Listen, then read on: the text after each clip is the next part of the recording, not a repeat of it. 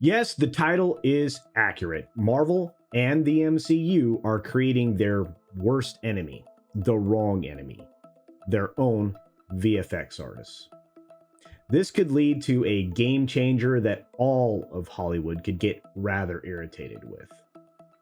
Here we go. I've seen a couple of videos on this subject over the last couple of days, but none of them have been focusing on the business issues cropping up here. And there are some details that are left out that I think are salient. For the unfamiliar, Vulture and some other unexpected digital publications have actually been highlighting the plight of VFX artists lately. Yeah, surprising. Too much work and not enough time or money seems to be the main complaint. And let me tell you, that might be an understatement. The time and the money problem specifically seem to stem primarily from just one company. And you guessed it, Disney. Well, and more specifically Marvel in many cases. And to be fair, there are some other studios involved out there with demanding timetables, but it doesn't seem like it's anything compared to the volume of demands and requests coming out of Disney. Vulture's piece, which was first featured in a newsletter and focuses specifically on a VFX artist named Mark Patch, is rather an intriguing read, and it goes into quite a bit of detail. I'll try to leave the link to the article down below. Patch's account is that in a recent job offer from Marvel for a Disney Plus series, the studio refused to pay him his current rate. That's, by the way, you'll find out in just a little while just how consistent that complaint is from VFX artists. They quoted him something substantially less, a few $100s per week less than his going rate, which for some people in this economy can be a make or break week, or month, or year. And of course, the job he was offered was equally ridiculous and would require more than 90 days of work at an insane pace, rendering over potentially 3,000 VFX shots. Reportedly, that's how some of these gigs come together. When presented with the non-disclosure agreement, Mr. Patch kind of was a bit shocked. It required nearly complete isolation from friends and family and anything that would be resembling a normal life. He, of course, declined the offer and preemptively future similar offers. And I can tell you, I don't blame him. I can't actually blame any of the current VFX artists that are coming out against these ridiculous practices of Disney and, of course, some other studios as well. But again, Disney is the focus here.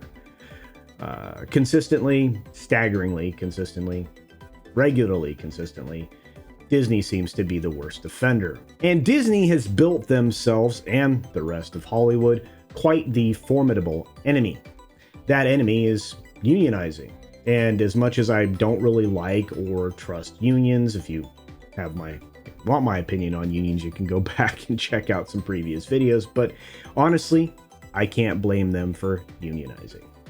Right now, there are 582 different VFX houses, and that's spread, well, across the entire globe. Current estimates by VFX watchdogs state that there are approximately there is three times the amount of work that is out there, that is being done, that can actually be executed by the professionals that are doing it, at least at a regular, healthy pace. Disney is uniquely brutal in this regard. They pay 20% less for their work, and well, that's balanced over a per week basis on most contracts. That particular scheme has at least one professional complaining that they're essentially completing 4 times the amount of work than they're actually being paid for, which is kind of disturbing.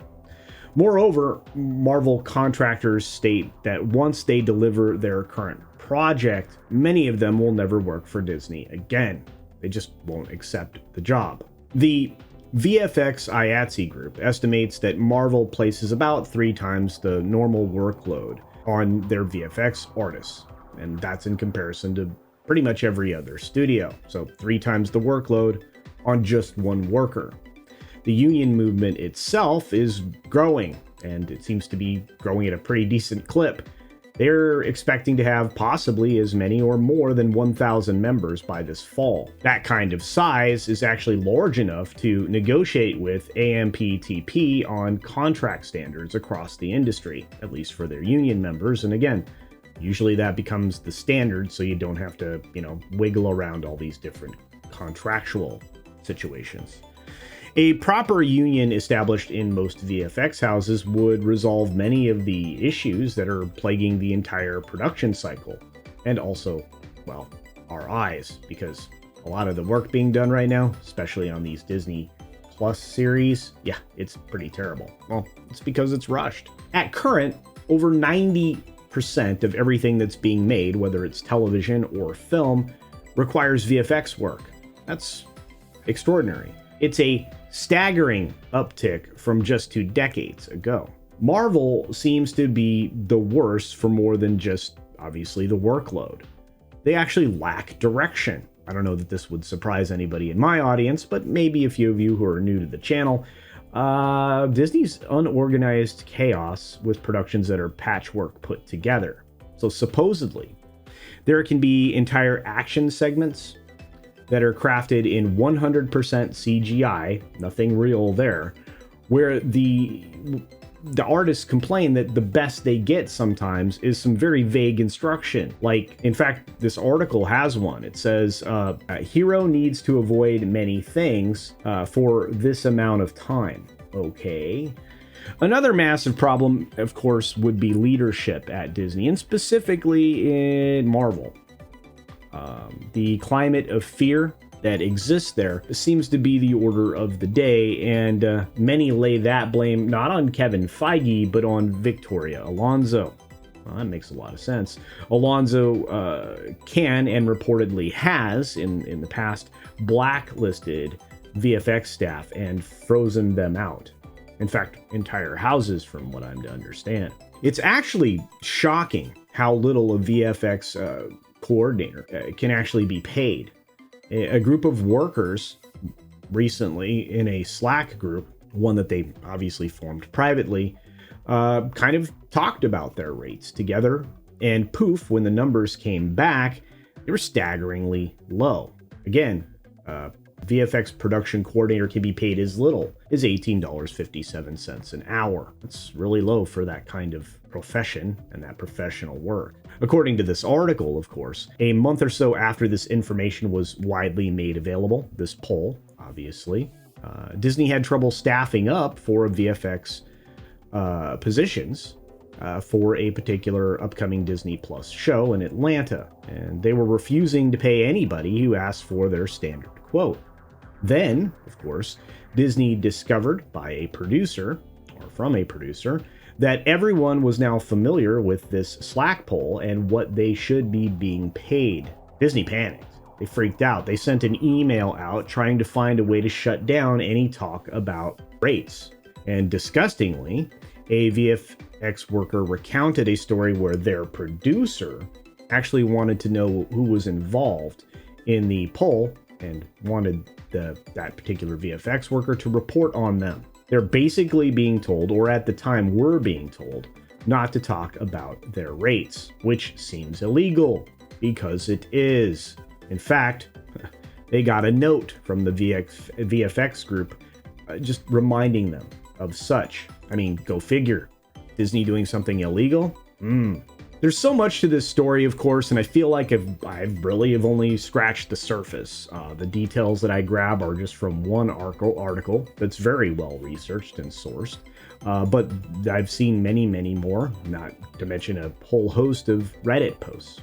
So I may return and expand upon this in the future, at least it may be in the coming weeks, but for now, rest assured that Disney may now actually be aware that they've created a potential monster in the people that they so heavily rely on. And they may also be making other studios more than friendly competitors if a new union is visited on the entire industry, because that piece of production will increase vastly in price. But hey, what do you think? Is Disney's behavior acceptable? when it comes to VFX employees? Do you think what they're doing is reasonable? Should the VFX employees be unionized? It seems a lot of union workers are surprised they're not already. I can tell you that it's surprising to me. And I'll ask you, do you think are the other unintended consequences of treating the most important post-production teams so terribly? Please add your thoughts down below and maybe answer some of those questions or come up with some of your own, because I have a feeling this is a subject we're going to want to talk about because it impacts the entertainment that we're receiving. And of course, we're already about to get knee-deep into 3 potential strikes over the course of this year for contract negotiations across the board. I always encourage you to support other independent creators, and of course, there's a reason behind that. It's so everybody can grow. It's really easy to do. If you like somebody and you like the things that they're doing, subscribe to their channel. If you don't want to miss anything, and I would suggest you do this regardless, hit the bell icon at the top and turn on all notifications. Everybody appreciates when they get a like on a video, especially me. So if you like something, do hit that thumbs up button because it does make a difference. And of course, the comments are actually real heavy. They drive that algorithm really hard, and we definitely need comments down below, even if it's just to say hi or thank you. I don't mind being thanked. I actually enjoy that. And I know other creators enjoy it as well. And of course, we all need to grow together so that we can replace the pretty corrupt and treacherous media that's out there nowadays. And with that, be sure to take care of yourself, take care of others, wash your hands, of course, because it's good hygiene. And until next time, bye.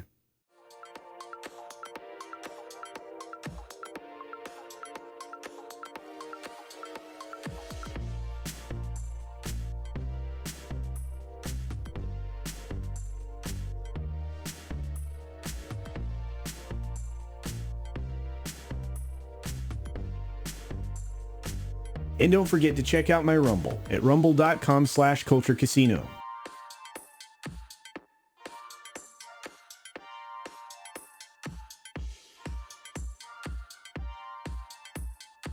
Thanks for visiting today.